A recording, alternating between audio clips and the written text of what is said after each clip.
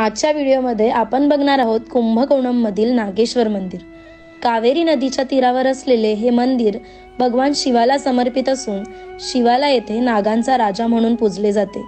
सर्व चोल मंदिरांपैकी प्राचीन मंदिर म्हणून याची गणना केली जाते। या मंदिराची बांधणी 9व्या शतकात आदित्य चोलाने करून घेतली असा उल्लेख आढळतो।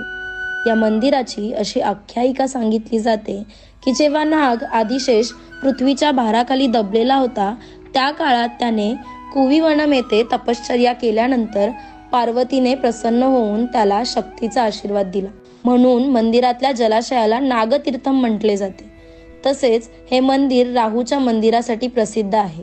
या मंदिराची रचना अशी आहे की मंदिराच्या गर्भगृहात तामिळ चिथिराई महिन्यात सूर्यप्रकाश येतो, त्यामुळे याला सूर्यकोट्टम असे दुसरे नाव आहे।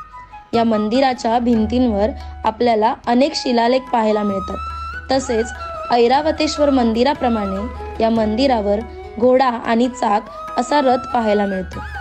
कुंभकोणमच्या भव्य मंदिरांपैकी हे मंदिर एक असून मुख्य गोपुराच्या छतावरची चित्रे आवर्जून पाहण्यासारखी आहेत। या मंदिराचा मोठा परिसर आणि इथले स्थापत्यशास्त्र या मंदिरात आपल्याला खिळवून ठेवते एवढे मात्र नक्की।